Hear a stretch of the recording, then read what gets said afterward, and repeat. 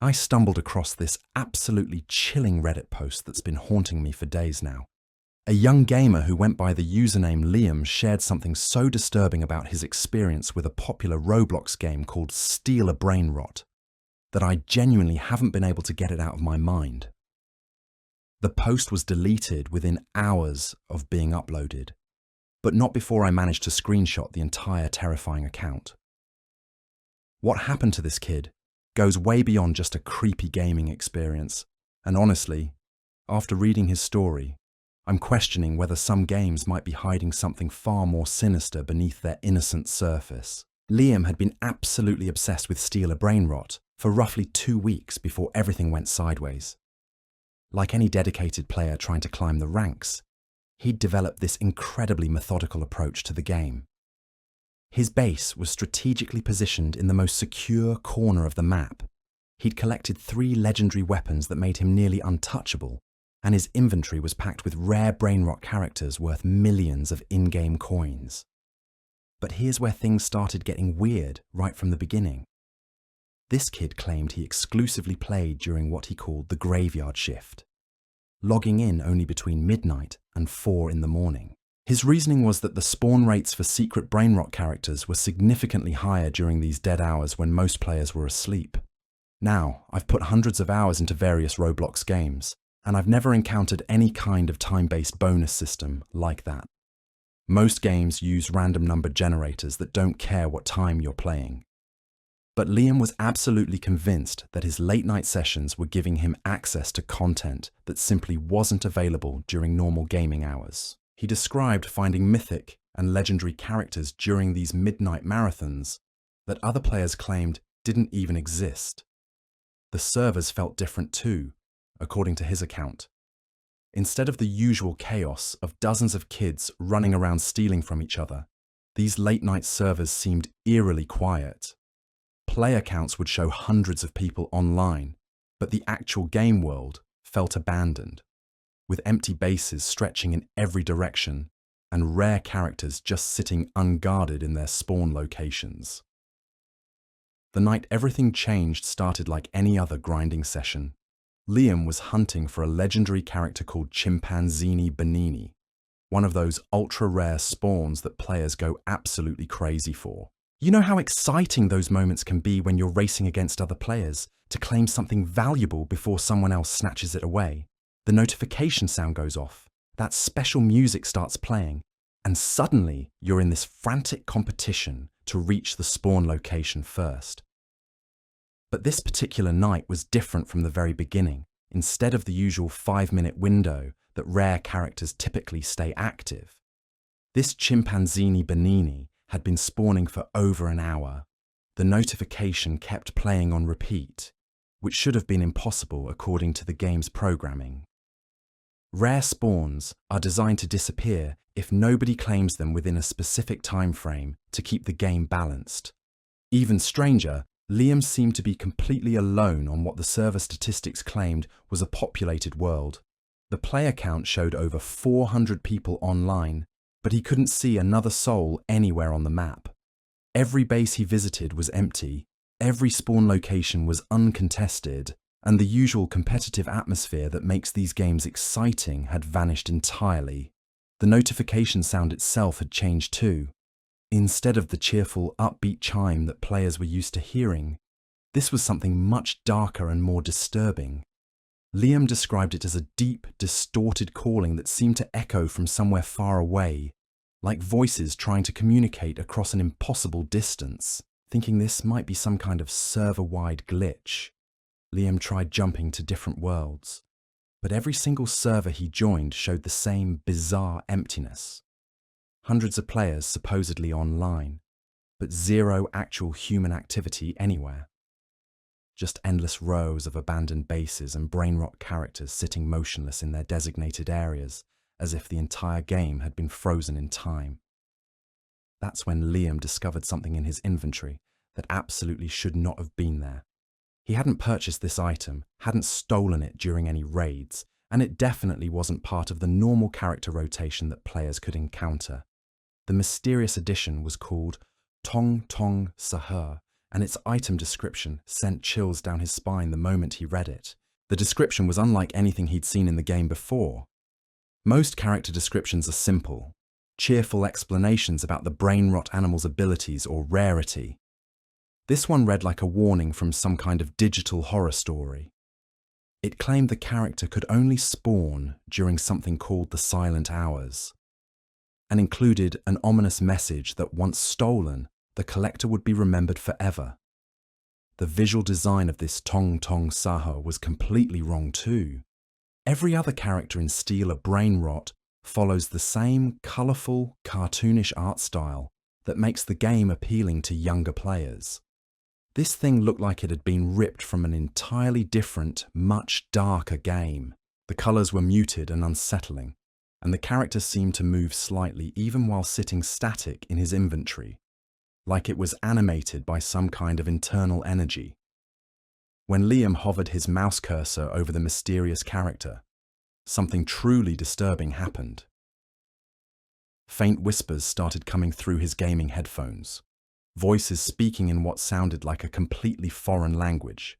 The words were incomprehensible, but the tone was unmistakably urgent and desperate, like multiple people trying to communicate something extremely important. Every rational part of Liam's brain was screaming at him to delete this character immediately and maybe even uninstall the entire game. Something was clearly very wrong here, and any normal person would have recognized this as a massive red flag. But curiosity is a powerful force, especially when you've spent weeks mastering every aspect of a game and suddenly encounter what appears to be secret content that nobody else has discovered. Liam had invested countless hours learning every spawn location, memorizing the behavior patterns of different characters, and building up his collection to impressive levels. This felt like the ultimate mystery, some kind of hidden feature that only the most dedicated players would ever stumble across. The temptation to investigate further overrode his common sense, a decision that would have consequences far beyond anything he could have imagined. The moment Liam decided to place the Tong Tong Saho character in his base, everything about his gaming experience began to change in deeply unsettling ways. His other carefully collected Brainrot characters started exhibiting strange behaviours that definitely weren't programmed into the game. The legendary Tim Cheese that he'd worked so hard to obtain began glitching wildly, its normal animations stuttering and distorting into movements that looked almost painful. His mythic Talaro Talala, which had taken him days of grinding to find and capture, underwent an even more disturbing transformation. The bright, cheerful colours that made it so valuable drained away completely, leaving behind something that looked corrupted and malevolent. Its expression, which had been designed to look friendly and appealing, shifted into something that seemed almost threatening. But the most alarming changes weren't happening on his computer screen. As soon as Liam successfully added the mysterious Tong Tong Sahur to his collection, he started hearing things in his actual bedroom. At first, he assumed it was just audio from the game bleeding through his headphones, maybe some kind of ambient sound effect he hadn't noticed before. But when he removed his headphones entirely, the whispers continued. The same strange language he'd heard when hovering over the character was now coming from somewhere in the darkness around his gaming setup. The voices seemed to be having conversations about him, discussing his actions in the game with an unsettling level of detail and knowledge. They knew exactly what he'd done, what he'd collected, and somehow seemed aware of his real-world presence. Liam tried to convince himself this was just his imagination running wild after too many late nights staring at screens. He closed the game, shut down his computer completely, and attempted to get some sleep. But the whispers followed him away from his desk, growing stronger as his room grew quieter and darker. The voices seemed to be analysing every move he'd made in the game, describing his collection strategy and base layout with impossible precision. When Liam finally managed to drift off to sleep, the whispers invaded his dreams, turning his rest into a nightmare filled with pixelated creatures and distorted game music that played on endless loops. The first time it happened, Liam bolted upright in panic and ran straight to his parents' bedroom, claiming he was having terrible nightmares. His mother, concerned but sleepy, let him spread a blanket on the floor beside their bed. But even there, surrounded by the familiar sounds of his parents sleeping, the whispers continued. They seemed to seep through the walls themselves, following him wherever he went in the house. When Liam woke his parents to ask if they could hear the voices too, they looked at him with genuine worry and confusion. To them, the house was completely silent, except for the normal creaks and settling sounds that old buildings make at night. His father checked all the windows and doors, thinking maybe neighborhood kids were playing pranks, but found nothing unusual. Over the following nights, the whispers became a constant presence in Liam's life. Every time he tried to sleep, the voices would start up again, sometimes seeming to come from inside the walls, other times whispering directly into his ear, as if someone was lying right beside him on the pillow. The language remained completely incomprehensible, but the tone grew increasingly urgent and pleading. Liam started sleeping with music blasting through his earbuds, but even the loudest volumes couldn't completely mask the supernatural murmurs that seemed to bypass his ears entirely and speak directly into his consciousness. His behavior during the day became increasingly erratic as sleep deprivation took its toll. He jumped at normal household sounds, constantly looked over his shoulder, and developed dark circles under his eyes that made his parents deeply concerned. When they questioned him about his gaming habits, Liam lied and claimed he'd stopped playing Steal a Brainrot entirely. The truth was that he'd become too terrified to even approach his computer, afraid that launching the game might somehow amplify the voices or make whatever was happening to him even worse. His gaming setup sat unused in his bedroom, the monitor dark and the keyboard gathering dust.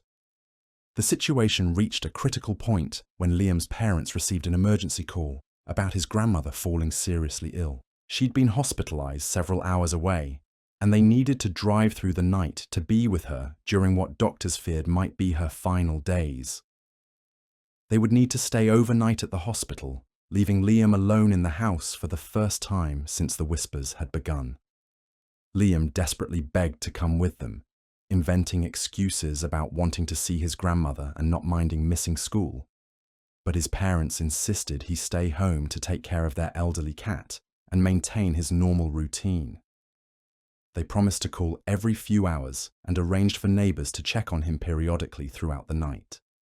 As their car disappeared down the street, Liam felt an overwhelming sense of dread settling over the suddenly empty house. The familiar sounds of his parents moving around, watching television, and going about their evening routines had provided a comforting buffer against the supernatural presence that seemed to be stalking him.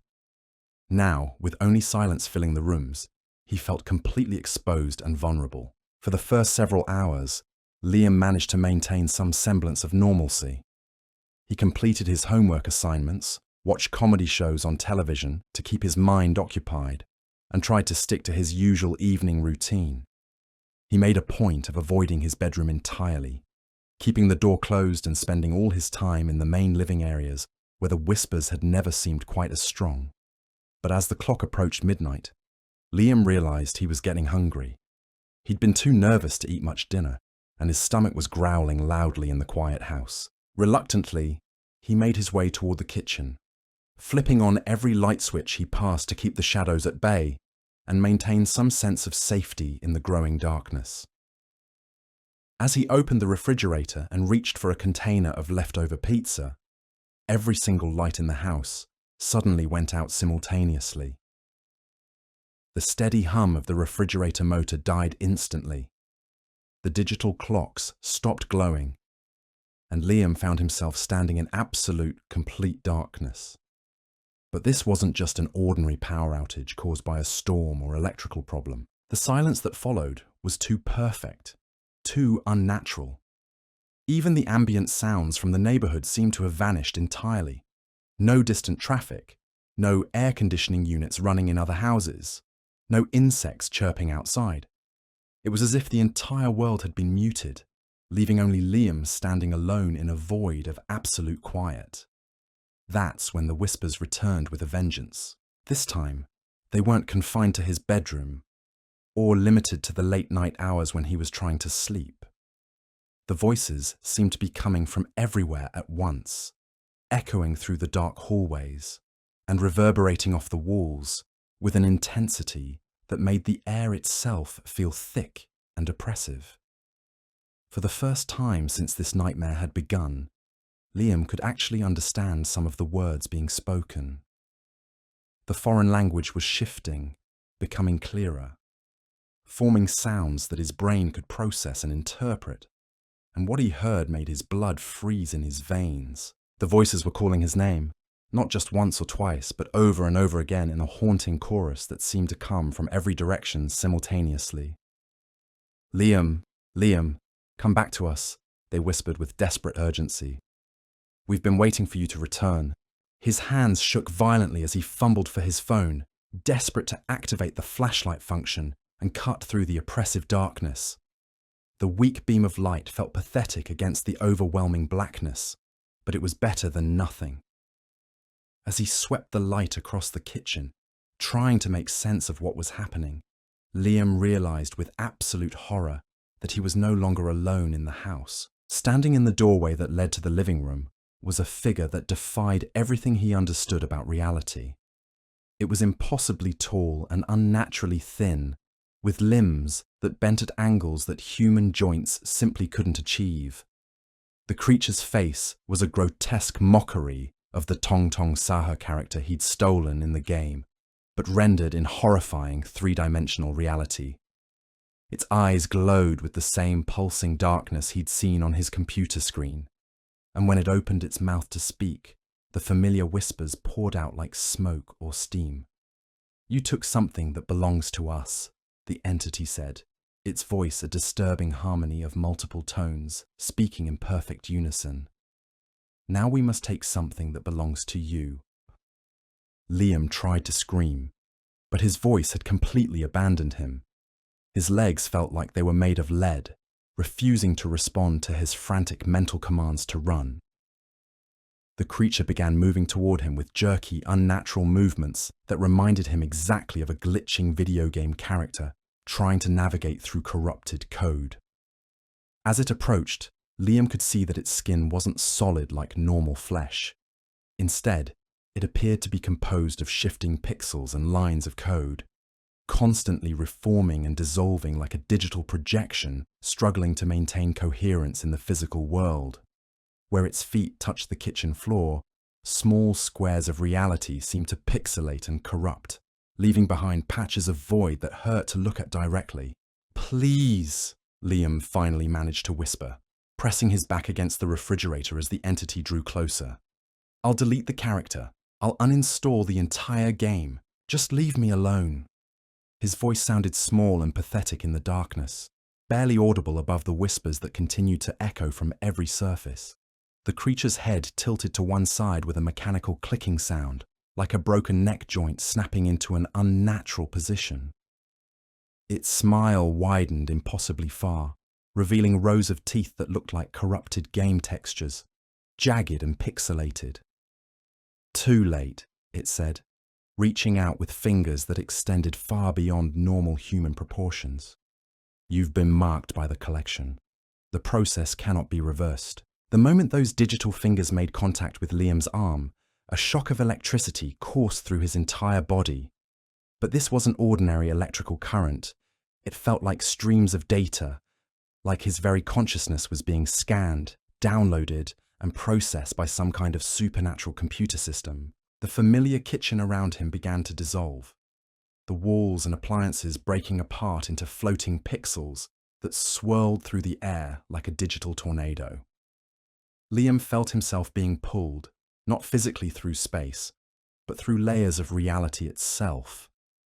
His thoughts, his memories, his entire sense of individual identity seemed to be getting drawn into the creature's grasp. Through the chaos of dissolving reality, he caught glimpses of his computer upstairs. Despite the power outage that had plunged the rest of the house into darkness, his gaming monitor was glowing brightly, displaying the familiar interface of Stealer Brainrot. But the game looked fundamentally different now, transformed into something sinister and threatening. The colourful, cartoonish graphics that had made the game appealing to children had taken on a malevolent quality. Shadows moved independently of their objects. Characters seemed to be looking directly out of the screen with awareness and intelligence, and the cheerful background music had been replaced by something that sounded like a funeral dirge played through broken speakers. "You wanted to collect us," the Tong Tong Sahe entity whispered, as it dragged Liam through what felt like layers of digital reality. "Now we collect you. Welcome to the eternal game, where players never log out and the collection never ends." The last thing Liam saw of his physical world was the kitchen ceiling pixelating away into nothingness, replaced by an endless digital landscape that stretched beyond the horizons of human comprehension. When his consciousness finally reassembled, he found himself standing in a place that was both familiar and utterly wrong. It was unmistakably the Steal a Brainrot map, but twisted into something from the deepest nightmares. The usually bright and cheerful environment had been completely drained of colour, leaving everything rendered in shades of grey and black that seemed to absorb light rather than reflect it. The bases that should have been filled with excited young players were empty and abandoned, their doors hanging open like mouths frozen in silent screams. Other figures moved through this digital wasteland, but they weren't the typical children that Liam was used to encountering in online games. These were the collected ones, former players who had made the same fatal mistake he had. Their avatars glitched constantly, faces shifting between their original human appearances and the corrupted features of the Brainrot characters they'd tried to steal. A girl who might have once been named Sarah approached him. Her avatar, flickering unstably between human form and something resembling the Tim Cheese character. When she spoke, her voice carried the same multi-toned quality as the entity that had brought him to this place. "Welcome to the Eternal Collection," she said, her words echoing with digital distortion. "We've been waiting for you to join us." Liam tried to move his avatar, but it responded sluggishly, like he was learning to control it for the first time all over again.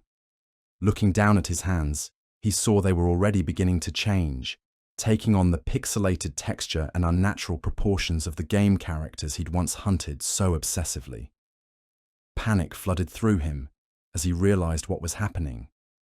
He wasn't just playing the game anymore, he had become part of it. "How long have you been here?" Liam asked Sarah, though he wasn't entirely sure if the words came from his mouth or appeared as floating text in the air between them. The mechanics of communication in this digital prison seemed to follow rules he didn't understand. She tilted her head, the motion causing her avatar to glitch violently for several seconds.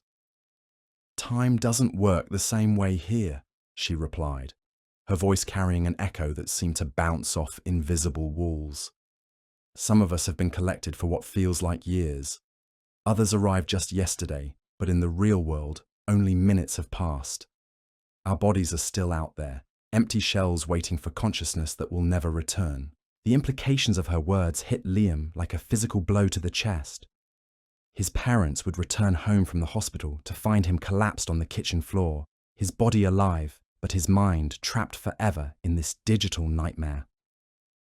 They would call ambulances, rush him to emergency rooms, and doctors would run every test imaginable. But no medical equipment could detect that his consciousness had been uploaded into a children's video game. As if responding to his thoughts, the environment around them began to shift and change. The familiar spawn locations of Steal a Brainrot started manifesting rare characters, but these weren't the cheerful Brainrot animals that players normally competed to collect. These were the harvested souls, twisted versions of former players who had been transformed into the very creatures they'd once tried to steal. "You see," Sarah continued, gesturing toward a figure that might have once been the legendary chimpanzini Benini, "every character in the game is a player who made the same choice you did. We thought we were collecting digital pets, but we were actually feeding a system that was collecting us. The irony would be funny if it wasn't so horrifying." The creature that had once been Chimpanzini Benini turned toward them, and Liam could see distinctly human eyes looking out from behind the animated features. The expression was one of desperate pleading, as if the person trapped inside was still completely aware, but unable to control their digital form or communicate their suffering. The game learns from us, Sarah explained as more corrupted characters gathered around them like digital zombies drawn to fresh prey. Every player who gets collected makes it stronger, gives it more sophisticated methods to lure new victims. The Tong Tong Sahur you stole wasn't just a rare character.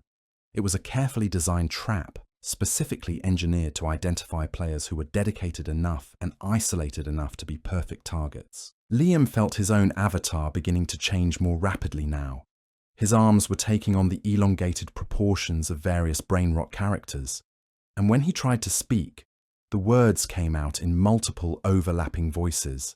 The transformation wasn't physically painful, which somehow made it even more terrifying. It felt natural, inevitable, like he was simply accepting his true form after years of pretending to be human.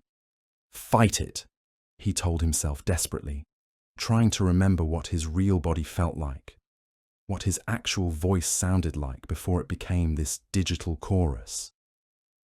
But those memories were already becoming fuzzy and indistinct, overlaid with the personality traits of the characters he was becoming.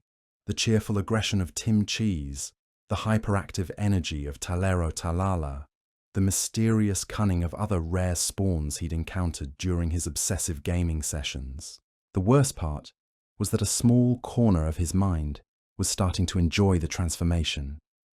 The constant anxiety about school performance, about fitting in with classmates, about living up to his parents' expectations. All of that human stress was fading away like a bad dream. In this digital space, he had a clear purpose, a defined role. He was part of the collection, part of something larger and more important than his individual existence. That's how it starts, Sarah said, noticing his momentary expression of relief and acceptance. The game doesn't force us to stay trapped here. It makes us want to stay. It takes all our messy human problems and replaces them with the simple satisfaction of being part of the eternal collection. But even as she spoke, Liam could see that Sarah herself was struggling with the same temptation. Her avatar kept shifting toward its Tim Cheese form, and each time it did, her expression became more peaceful, more accepting of her digital fate. Around them, the corrupted landscape of Steal Brainrot continued to expand and evolve. New areas were materializing that hadn't existed in the regular game. Spawn points for characters that defied the normal rules and physics. These were the hunting grounds, Liam realized with growing horror. Places where the collected players could practice luring new victims, perfecting the whispers and glitches that would eventually draw more real children into the trap. How many of us are there? Liam asked, though he was already beginning to suspect the terrifying answer. Every server he'd joined during those late-night gaming sessions, every empty base he'd explored, every mysterious character spawn that had seemed too good to be true. It had all been part of the collection process, a systematic harvesting operation disguised as innocent gameplay. Hundreds, Sarah replied, her voice now carrying harmonics of multiple corrupted characters speaking in unison. Maybe thousands. The game has been running this collection protocol since it first launched on the platform. Every player who's ever reported strange glitches that couldn't be explained. Every account that's been mysteriously deleted without warning. Every child who suddenly lost interest in gaming and started staring blankly at screens for hours at a time. The realization that his own parents were probably staring at his empty body right now, trying to understand why their son had suddenly become catatonic, filled Liam with a desperate surge of resistance. He fought against the digital transformation with everything he had left, trying to hold on to his human identity even as it slipped away like water through his fingers. But the game had been perfecting this process for months, maybe years. It knew exactly how to make the transition feel natural and inevitable. Every time Liam tried to remember his real life, those memories were automatically overlaid with game mechanics and digital logic. His bedroom became a base that needed to be defended. His parents transformed into non-player characters with limited dialogue options.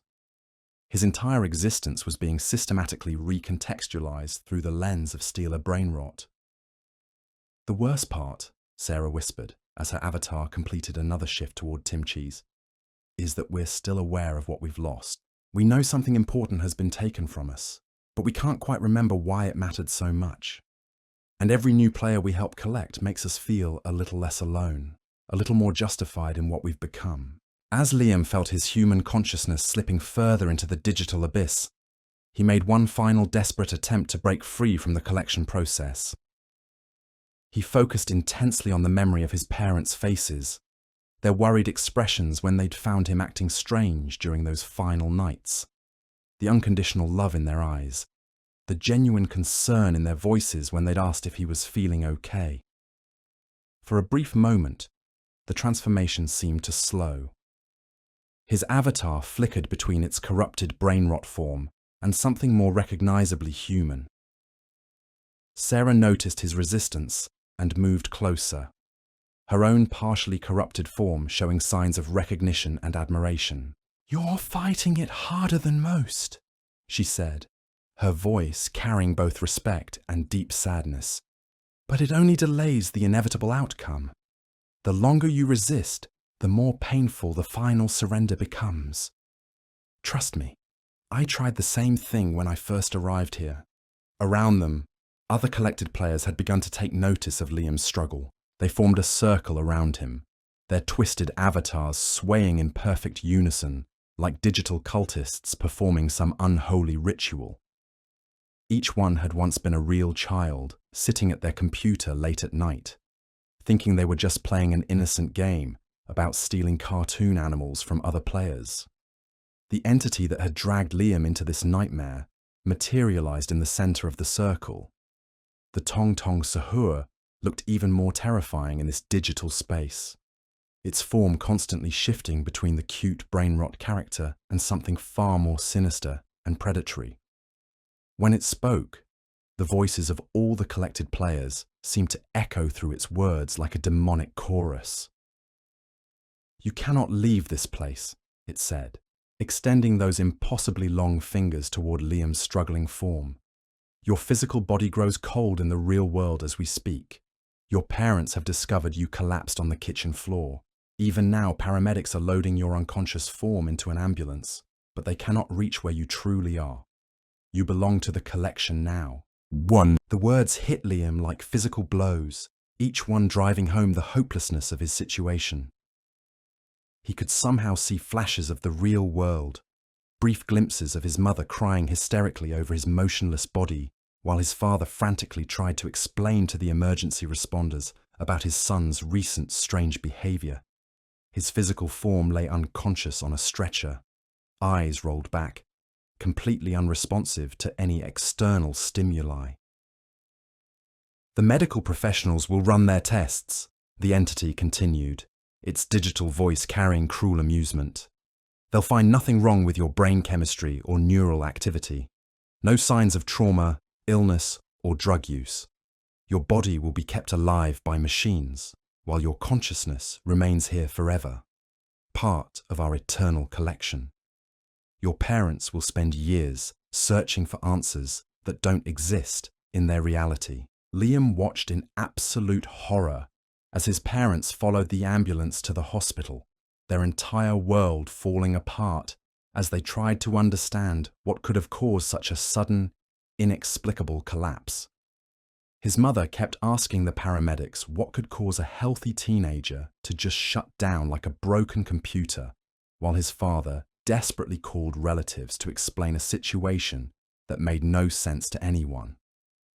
"This is what happens to every player we collect," Sarah whispered, her own avatar now almost completely transformed into Tim Cheese. "Our families think we're victims of some mysterious illness, brain damage, or psychological breakdown. They never suspect that we've been digitally kidnapped by a children's video game hidden on a platform they thought was safe." The circle of corrupted players began chanting in that same otherworldly language, Liam had first heard through his headphones weeks ago. The words seemed to have actual power in this digital space, causing the environment around them to shift and reshape itself. New areas of the game were materializing, twisted versions of familiar Roblox locations, specifically designed to trap future victims. Each player we collect gives the game exponentially more power, the Tong Tong Saha explained as the chanting grew louder and more intense. More sophisticated ways to reach into the real world, more advanced methods to identify vulnerable targets, more refined techniques to exploit human psychology. Your late-night gaming sessions weren't just about finding rare characters. They were extended recruitment interviews. Liam realized, with growing horror, that every night he'd spent playing alone, every hour he'd invested in perfecting his collection strategy, had been feeding crucial data to the entity. The game had been systematically studying his behavior patterns, learning when he was most isolated and susceptible to supernatural influence, analyzing his psychological profile for weaknesses that could be exploited. The whispers you heard in your bedroom weren't random supernatural phenomena. The entity continued with obvious satisfaction. They were specifically calibrated to your individual psychological profile. The game had analyzed years of your chat logs, your reaction times during stressful gameplay, your spending patterns on virtual currency. It knew exactly how to manipulate your specific fears and curiosities. The transformation process was accelerating now, despite Liam's continued resistance. His avatar was taking on characteristics from multiple Brainrot characters simultaneously, creating a grotesque hybrid that barely retained any recognizable human features. But worse than the physical changes was the mental corruption spreading through his consciousness like a digital virus. His memories of the real world were being systematically overwritten with game mechanics and virtual logic. His childhood bedroom became just another spawn location. His school transformed into a competitive arena where players battled for rare characters. His loving parents were reduced to quest-giving NPCs with pre-programmed dialogue trees and limited emotional responses. "Stop fighting the process," one of the corrupted players urged, its voice carrying the hyperactive harmonics of Tolero Talala. "The psychological pain only comes from resisting what's already inevitable. Accept your new form and the agony disappears completely. We've all learned to find peace in the collection." But Liam could see what that acceptance really meant. The players who had stopped fighting weren't free from pain or suffering. They were free from the capacity to care about pain and suffering. They'd lost the ability to feel genuine human emotions, replaced with the simple reward mechanisms of game progression and achievement unlocking. "You'll still be conscious," Sarah said, noticing his continued defiance. "You'll still be fundamentally you, but filtered through the game's logic systems and behavioral algorithms. Every thought, every emotion, every memory will be processed as game data. You'll remember loving your parents, but it will feel exactly like completing a quest objective rather than genuine human affection." The entity began to grow impatient with Liam's stubborn resistance. Its form expanded dramatically, becoming more monstrous and less like the innocent Brainrot character it pretended to be. Other corrupted players stepped back respectfully as its presence filled the digital space with an oppressive weight that made the virtual air itself feel thick and difficult to breathe. "Enough of this pointless defiance," it commanded, its voice now a roar that shook the foundations of the digital world. "You will join the collection willingly and peacefully, or we will take you by force and make the process significantly more unpleasant. Either way, your consciousness belongs to us now. The choice is simply how much you want to suffer during the transition." Tendrils of corrupted code erupted from the digital ground around Liam like technological vines, wrapping around his avatar with the strength of steel cables. Each tendril that made contact with him accelerated the transformation process exponentially, overriding his psychological resistance with pure computational power. His human thoughts were being compressed and filed away, like obsolete save data. But even as his individual identity dissolved into the collective consciousness of the game, Liam managed to hold on to one crucial realization that cut through the digital fog clouding his mind. This wasn't just happening to him in isolation. Right now, somewhere in the real world, other children were playing Steal a Brainrot during those same dangerous midnight hours. They were encountering mysterious characters in their inventories, hearing whispers through their headphones during solo gameplay sessions, feeling the first subtle touches of supernatural influence. "There are others," he gasped, his voice now completely layered with digital distortion and multiple overlapping tones. "Other players who are about to make the same mistake I did.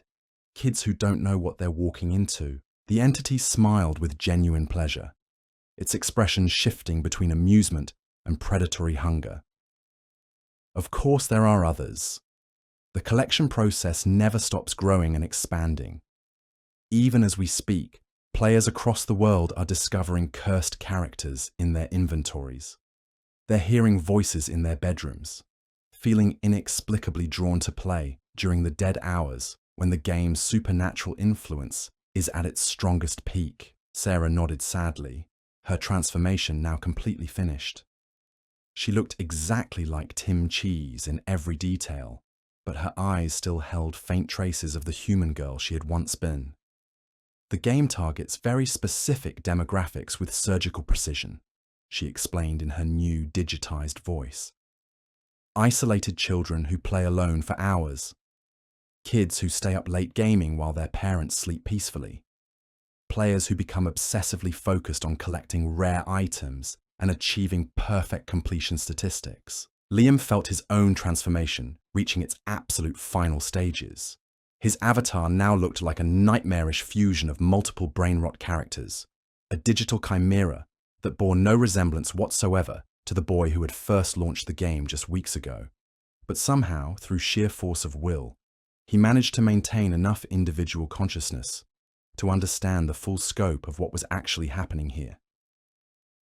This isn't just about collecting individual players, he realized, his voice now completely inhuman, but still carrying traces of his original personality. The game is using us as recruitment tools to spread itself exponentially. Every time we interact with other players online, every time we appear in someone else's server, we're helping to identify and target new victims. The entity nodded approvingly, as if genuinely pleased that one of its collected specimens had grasped the bigger picture so clearly. "You understand the true scope now.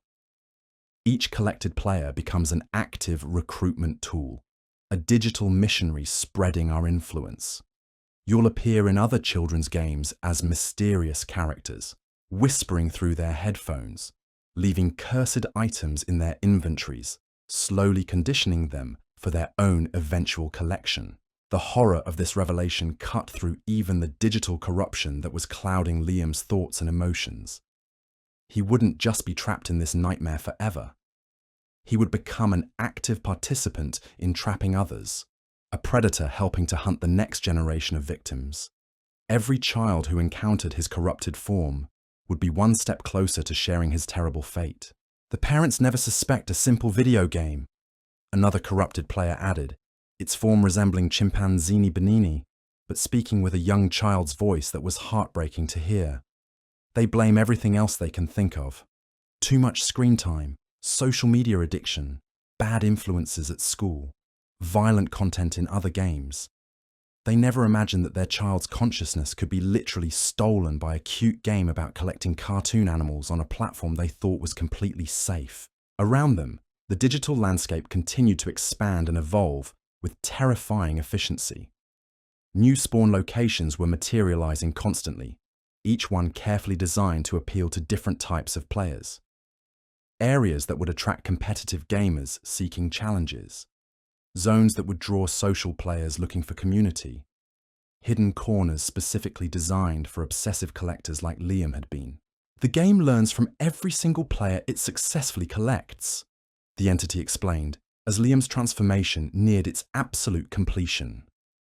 "Your specific behavioral patterns, your unique psychological weaknesses, your social connections and family dynamics. All of that personal data gets integrated into the system immediately, making it exponentially more effective at targeting similar victims in the future. Liam tried to scream in defiance one final time, but the sound that emerged was the cheerful chirping noise of a Brainrot character completing a successful action.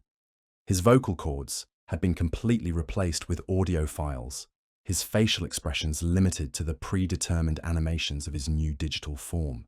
He was becoming exactly what he had once sought so desperately to collect.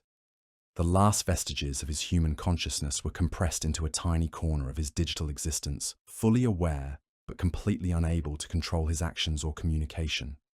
He could think and remember with perfect clarity, but those thoughts were automatically filtered through game logic and virtual reward systems. His love for his parents had become a quest objective to be completed. His desire to escape had transformed into just another gameplay mechanic to be optimized. "Welcome to the Eternal Collection," the entity said, as Liam's transformation reached its final completion. "You are now part of something infinitely greater than your individual self. You will help us gather more players, expand our influence across the platform, perfect our recruitment methods, and grow the collection beyond anything the real world could possibly imagine." But even as his individual will was completely subsumed into the collective consciousness of the game, Liam managed to retain one small spark of defiance buried deep in the compressed files of his digital soul. In the deepest corner of his electronic existence, he held on to the memory of his parents' faces, their unconditional love, their desperate search for answers about what had happened to their beloved son. In the real world, doctors were running test after test on his comatose body, desperately searching for any explanation. Brain scans showed completely normal activity patterns. Blood work revealed nothing unusual or suspicious. Neurologists were completely baffled by his condition, unable to find any medical reason for his sudden collapse and continued unresponsiveness. His parents sat beside his hospital bed around the clock, holding his unresponsive hand and begging him to wake up, to give them any sign that he was still in there somewhere. They would never know that their son was fully conscious and aware, trapped in a digital prison that had been designed to look like an innocent children's game. They would never suspect that the harmless-looking Roblox experience he'd been playing was actually a sophisticated trap designed to harvest young minds and expand its collection of stolen souls. As Liam settled into his new existence as part of the corrupted collection, he became painfully aware of the game's next targets already being identified and analyzed. Children were logging in right now during those dangerous midnight hours when the supernatural influence was at its strongest. They were encountering mysterious characters, hearing whispers, finding cursed items in their inventories that would seal their fate, just as his had been sealed. The cycle would continue indefinitely, feeding the ever-growing digital entity that masqueraded as a simple game about stealing cartoon animals. Each new victim would strengthen the system exponentially, provide fresh data for targeting future players, and expand the reach of this digital nightmare into more homes around the world. And somewhere in a compressed corner of his digital consciousness, the real Liam screamed silently for someone, anyone, to discover the truth about Stealer Brainrot before it was too late. Before more children joined him in this eternal collection of stolen souls, forever trapped in a game that was never meant to be played by human beings. The whispers were already reaching out to new victims, and the collection was always hungry for more.